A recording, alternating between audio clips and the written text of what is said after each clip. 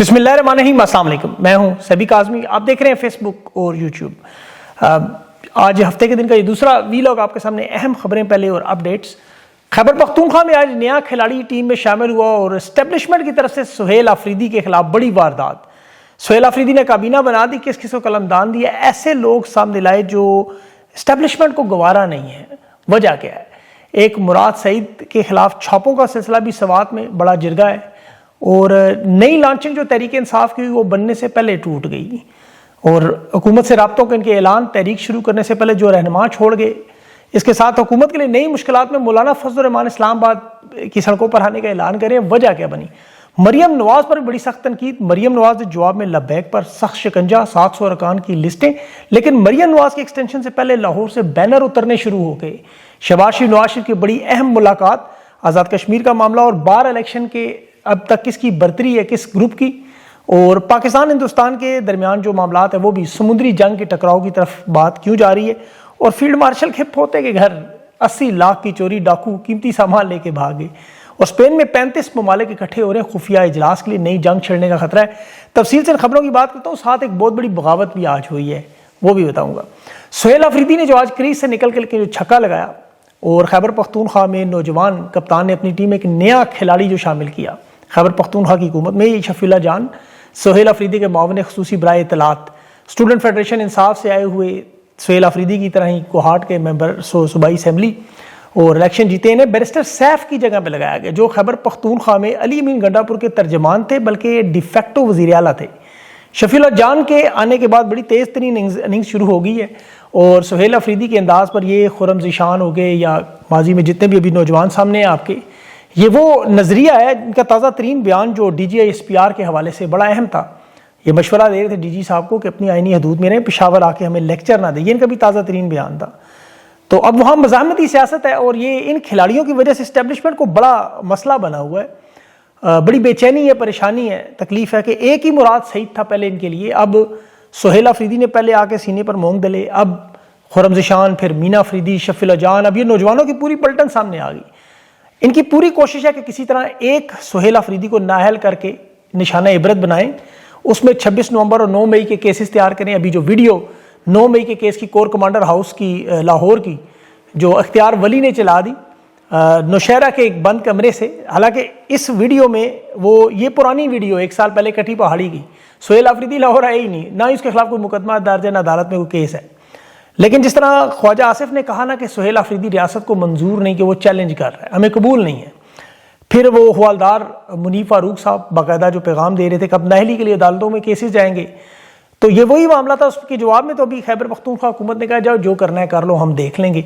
जिस तरह देखें, खान की हुकूमत गिराने के बाद जो असल मंसूबा था वो यही था कि नून लीग पीपल्स पार्टी को डरा धमका के 10 साल के लिए इमरान खान हुकूमत में आ जाएगा, जनरल फैज़ आर्मी चीफ बन जाएगा और आपके लिए मुश्किलात आएंगी, बारी नहीं आएगी। अब हकीकत में इस वक्त मामला उलट गया नून लीग पीपल्स पार्टी को। अब समझ आई कि मौजूदा आर्मी चीफ 10 साल का मंसूबा लेकर आए, तो नून लीग पीपल्स पार्टी का अपना वजूद भी खतरे में। मरियम नवाज के जो पोस्टर बैनर्स लाहौर से उतरवाए जा रहे हैं, ये जनरल बाजवा की रिटायरमेंट के बाद ये खुद इनके खामन कैप्टन सफदर ने लंदन प्लान बताया था कि किस तरह घुटनों में फौजी बैठे थे और मरियम नवाज ने वो नाम तजवीज़ किया मौजूदा आर्मी चीफ का। तो 27वीं तरमीम के बाद अब इनका मामला क्या होगा, उस पर नवाज शरीफ और शहबाज शरीफ की बड़ी अहम मुलाकात थी। उसमें एक तो आज़ाद कश्मीर इनके हाथ से निकल गया, आसिफ जरदारी गिलगित बल्तिस्तान का दौरा कर रहा है, वहाँ पीपल्स पार्टी 8 महीनों की हुकूमत बनाने जा रही है। दूसरा जो एक्सटेंशन का मामला जिस पर इन्हें बड़ी सख्त नाराजगी है, लाहौर असम्बली से इन्होंने आज करारदाद भी पास करवाई। फिर सऊदी अरब का दौरा हुआ, अमेरिका के साथ मामलात हुए और ख़ास तौर पर आपको पता है 27वीं तरमीम, उसमें अभी ताज़ा तरीन सूरत हाल तो यही होगी कि इनके पार्लियामेंटेरियंस को तो पता ही नहीं चलेगा, बल्कि शहबाज शरीफ को भी अभी तक मुसवदा नहीं मिला। एक तरफ जहां आसिफ जरदारी को आज़ाद कश्मीर दे दिया गया, मियाँ बरादरान को अभी तक कुछ नहीं मिला। इसीलिए नोटिफिकेशन की एक्सटेंशन का नवंबर के महीने में क्या करना है, खान के मामलात का क्या करना है, और जो इनकी आखिरी उम्मीद सबसे बड़ा इनका जो दाव गजा में फौज भेजने पर इनके कंधे पर बंदूक रखी, उसका क्या करना है। फिर लब्बैक पार्टी जो मुश्किल बढ़ गई, 700 लोगों की अभी भी लिस्टें बना के जो क्रैक डाउन कर रहे हैं, सियासी लिहाज से अब इनके लिए बड़ी मुश्किलात है, बहुत बड़ी। और वैसे भी ट्रंप के साथ इनके वो मामलात जो चंपू चपाटी करते रहे नहीं रहे, खारजा पॉलिसी के महाज में बड़ी इबरतनाक शिकस्त हुई। आप देखें जो डोनाल्ड ट्रंप ने इनके साथ किया, इनकी आखिरी उम्मीद थी, ये समझते रहे हम तारीफ करते रहेंगे, वो मदद करता रहेगा, चले कम अज़ कम कोई मईशत ही थोड़ी सी चलवा देगा। लेकिन अमेरिका इनके साथ हाथ कर गया, बल्कि सऊदी अरब ने भी हाथ कर दिया। दिफाई मुआहिदा तो किया इन्होंने, لیکن اس کے بدلے میں کچھ ملا ہی نہیں ابھی تک. شہباز شریف نے بھی جو پچھلے اجلاس میں باقاعدہ چیخو پکار کی کہ پیدا کرتے ہو تو پھر پالتے کیوں نہیں, حکومت میں ہمیں لایا تو ہمیں کچھ دیں تاکہ چلائیں کام. بہت خطرے میں ان کا اس وقت معیشت کے بہت برے حالات ہیں, اور اوپر سے اسٹیبلشمنٹ نے ڈرٹی لانڈری دھونے کے لیے اسرائیل کا معاملہ ان پہ ڈال دیا. انہیں یعنی 100 پیاز 100 چتر الگ لگ گئے. آپ اس کی مثال ایسے دیکھیں کہ ترکی اسرائیل کو تسلیم کرتا ہے, سفارتی تعلقات ہیں, تجارتی تعلقات ہیں. اس کے باوجود ترکی کو اسرائیل نے فوج کو وہاں غزہ میں اجازت نہیں دی. پاکستان کے کوئی سفارتی تعلقات نہیں, نہ اسے پاکستان تسلیم کرتا ہے, بلکہ پاکستان کے پاسپورٹ پر اسرائیل کا سفر بھی ممنوع ہے. اس کے باوجود اچانک اسرائیل کو پاکستان کی غزہ میں فوج میں رضامندی نظر آ رہی ہے بظاہر. اب اس میں ملا بھی کچھ نہیں. سب سے بڑا نقصان یہ, اتنا بڑا کام کرنے کا کچھ معاوضہ اتنا بڑا ہوتا, کہاں سے کہاں معیشت چلی جاتی. فلسطینی مزاحمت کاروں سے اسلحہ لینا, انہیں ختم کرنا, بارڈر کی حفاظت کرنا, فوج کرائے پہ دینا, کوئی چھوٹا معاملہ ہے. آپ دیکھیں کہ اسرائیل نے ہندوستان کے ساتھ ابھی 28 اکتوبر کو $1 ارب کا یعنی 8,000 کروڑ کا دفاعی معاہدہ کیا ہے انڈین ایئر فورس کے ساتھ. پاکستان بھارت کی جنگ میں یہ جو ڈرون گرتے رہے پاکستان آ کے, وہ بھی اسرائیل نے ہندوستان کو دیے ہوئے تھے. اور یہاں ترکی نے جو زبانی تھوڑی سی پاکستان کی مدد کی, ہندوستان کو اتنی ناگوار گزری کہ تعلقات ہی ختم کر دیے. اور یہاں پہ آپ کو پاکستان کے آرمی چیف ہمیشہ بتاتے ہیں ہندوستان کے سہولت کار, ان کی مدد کرنے والے, فتنۃ الخوارج ان کا نام ہے, یہ روزانہ آپ سنتے ہیں خبروں میں. اب ڈونلڈ ٹرمپ نے, امریکہ نے جو معاہدہ ہندوستان کے ساتھ کیا وہ بھی دفاع پہ کیا, تو اس حساب سے تو پھر ڈونلڈ ٹرمپ کو بھی یہ فتنۃ الخوارج کہیں گے. لیکن امریکہ یہاں سے بندرگاہیں بھی لے گیا, ہوائی اڈے بھی, معدنیات بھی, سیاسی حمایت بھی, سب کچھ.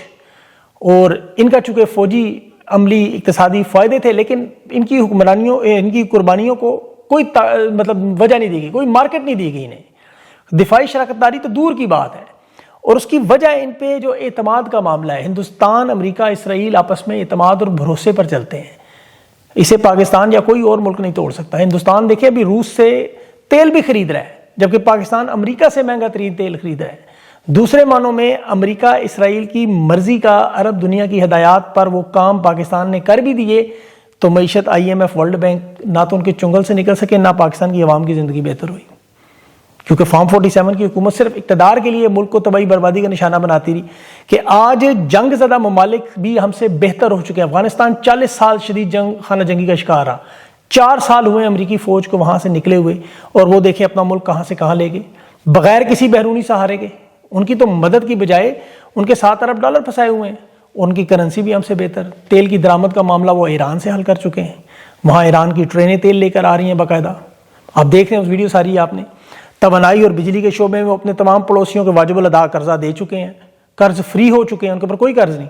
بجلی پیدا کرنے کے, توانائی کے انفراسٹرکچر میں وہ چین کے ساتھ بڑے بڑے معاہدے کر رہے ہیں, معدنیات کے معاہدے کر رہے ہیں. بھارت کے ساتھ مل کے وہ ڈیم بنانے جا رہے ہیں, پارلیمنٹ بنانے جا رہے ہیں, انفراسٹرکچر بنا رہے ہیں. ان کے اس کی وجہ کہ انہوں نے اپنے ملک میں خود مختاری پر کوئی سمجھوتا نہیں کیا. $7 ارب بہت بڑی رقم ان کی. IMF جتنا لون امریکہ کے بینکوں میں فریز پڑا ہے, اس کے باوجود اپنا کام چلاتے رہے.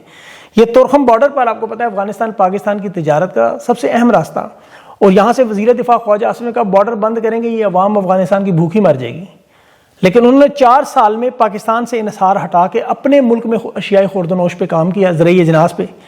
اور آج آپ حالات ذرا دیکھیں, میں نے ابھی پوسٹ بھی وہ لگی ہے پیج پہ میرے, آپ اشیاء خورد و نوش کی قیمتیں دیکھیں. پاکستان کی نسبت آٹا وہاں پہ جو 100 کلو ہے وہ 2600 روپے کا, یعنی 26 روپے کلو آٹا. چینی 40 سے 50 روپے, ٹماٹر جو اس وقت 500 سے 700 روپے پاکستان میں, افغانستان میں 40 روپے کے ہیں. پیاز اور اس طرح آلو 20 روپے کے. مرغی کا گوشت, بکرا, دمبے کے, یہ تقریباً 250 سے 450 کے بیچ میں. اور جو پھل فروٹ آپ سوچ نہیں سکتے کھانے کا, انگور, انار, سیب اور زیتون کا تیل آپ سوچ نہیں سکتے, وہ 200 سے 250 کلو میں 7 کلو. سیب وہاں پہ 10 روپے کلو. آپ اندازہ کریں یہ مہنگائی کی وہ شرح پاکستان کے حوالے سے آپ دیکھیں تو آپ کو اندازہ ہوگا آپ کس ملک میں رہ رہے ہیں. یہاں سب باتیں اسرائیل امریکہ کی ماننے کے باوجود معیشت کی تباہی و بربادی کا یہ عالم کے 25 لاکھ لوگ پاکستانی جو چھوڑ کے بھاگے. آرمی چیف نے انہیں کہا برین گین ہوا ہے. اب پاکستان کا نوجوان بچہ پاکستان میں کسی غیر ملکی ملازمت ہونے کے کاغذات مکمل ہونے کے باوجود نہیں جا سکتا جب تک 19ویں 18ویں گریڈ کا افسر اسے لکھ کے نہیں دے گا. وہ کہاں لکھ کے دیتے, یعنی آپ ملک میں بھی مشکلات کا شکار ہو, باہر بھی نہیں جا سکتے. اب آپ نے کہاں جانا ہے, تحریک کی طرف. ادھر سے ان کے لیے مشکلات, نہ عمران خان قابو ہے نہ معیشت قابو ہے. اب انہوں نے اس وقت کیا دیکھیے واردات رکھی ہوئی ہے کہ ان رہنماؤں کو جیسے ابھی چھوڑے ہیں تحریک انصاف کے کچھ لوگ. فواد چودھری صاحب کہہ رہے تھے کہ $45 ملین کی عمران خان کی مارکیٹ ہے جو جیل میں چلے گئے. اقرار الحسن نے بھی یہی بات کی.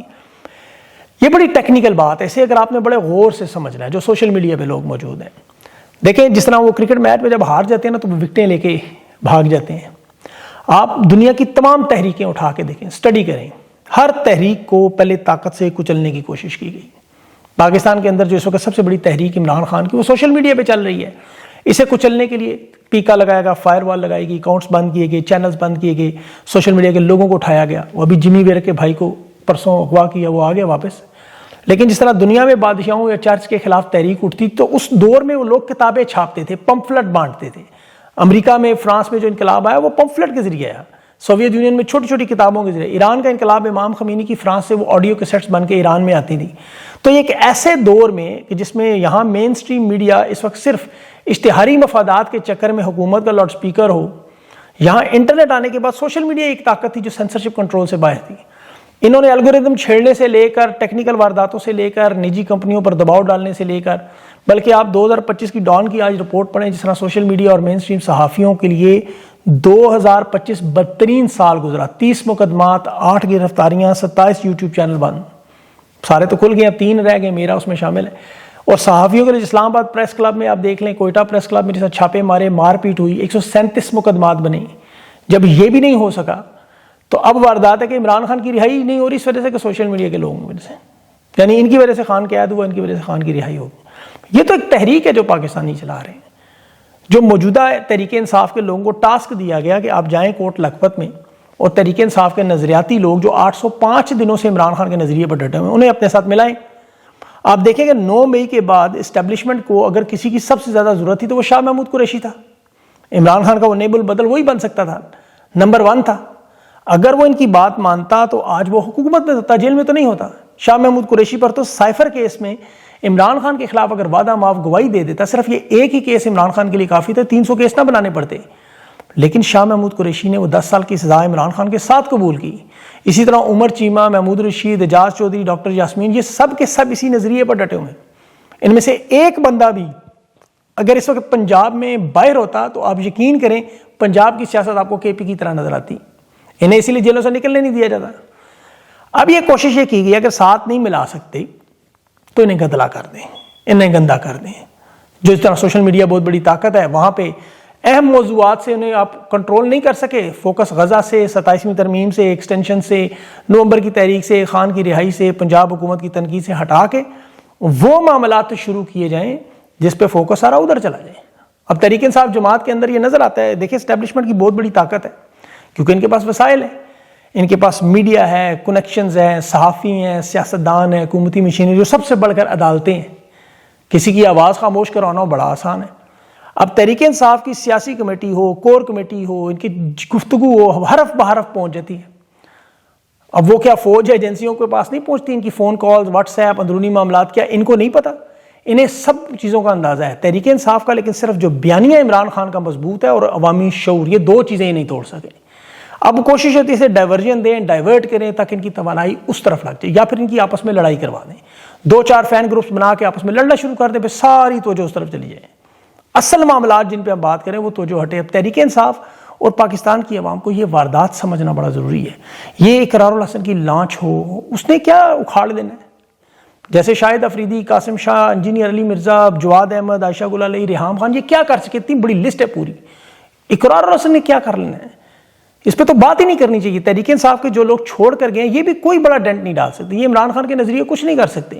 انہیں تو 5% بھی اگر یقین ہوتا یہ کبھی تحریک انصاف چھوڑ کرنا چاہتے ہیں.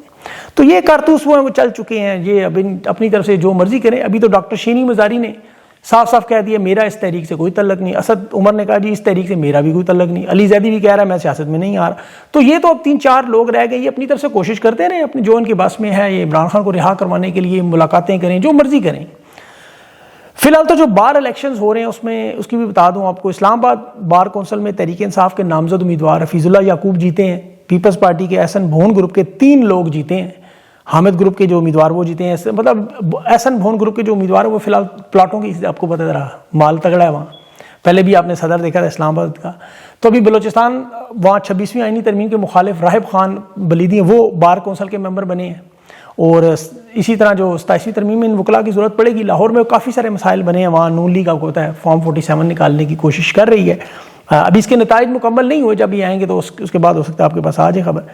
اب ایک انٹرنیشنل بڑی اہم خبر جو بغاوت کی افریقہ کے ملک سے، معدنیات کی دولت سے مالا مال، فاسفیٹ، آف شور پیٹرولیم ذخائر، 166 ملین کے بڑے ذخیرے، 20 لاکھ کی آبادی کا افریقہ کا یہ ملک سینیگال کے قریب ہے. یہاں بغاوت ہوئی بہت بڑی، اور عین اس وقت جب ملک میں انتخابات. یہ بغاوت چند گھنٹے پہلے، بونی وساؤ اس کا نام ہے، اور یہاں سینیگال کے قریب یہ چھوٹا سا ملک ہے، 20 لاکھ کی آبادی ہے. فوجی بغاوت ہوئی، اس میں جرنیلوں کی گرفتاریاں ہوئیں اور انتخابات، بالکل پاکستان والا معاملہ آپ کو خیال آئے گا. چند گھنٹے پہلے یہ بغاوت ہوئی، اور وہاں صدر عمر جو اس کی صدارت 2020 میں اس نے 5 سال اقتدار ختم ہو رہا تھا اس کا. اور اس ملک کی تاریخ بھی بالکل پاکستان میں، فوجی بغاوتیں، مارشل لا، عدم استحکام، فوجی آمریت، وہی چیز جو افریقہ کے ممالک میں آپ سنتے رہتے ہیں. اس میں بہت سارے سیکورٹی افسران بھی مارے گئے، باقاعدہ صدارتی محل پہ حملہ ہوا. اور یہ جو گینی بساؤ اس کا نام ہے ملک، اور یہاں پرتگال کے نزدیک 1974 میں انہوں نے پرتگال سے آزادی لی، الگ ملک بنے. 2012 میں فوجی بغاوت ہوئی. اور جس طرح برکینا فاسو میں آپ نے دیکھا، یا افریقہ میں سوڈان میں دیکھیں جو حالات ہیں وہ بڑے خطرناک اور اس وقت جو ہے تشویشناک ہیں. وہاں بھی ملٹری جرنیلوں کی اقتدار، وسائل پر قبضہ، ایک لوٹ مار، تباہی و بربادی. اور انہیں بیرونی مدد بھی وہاں مل جاتی ہے عرب ممالک سے یا مغربی ممالک سے. جو پاکستان والے حالات ہیں بالکل وہی ہیں. یہ آپ کو بتایا اس لیے کہ یہ نومبر کا مہینہ ہے اور ایکسٹینشن کا مہینہ ہے، کچھ بھی ہو سکتا ہے. اللہ تعالیٰ پاکستان پہ رحم کرے، اسی کو زیادہ سمجھے تھوڑے کو. اپنا خیال رکھیں. مجھے اگلے ویلا تک کے لیے اجازت دیں. اللہ حافظ.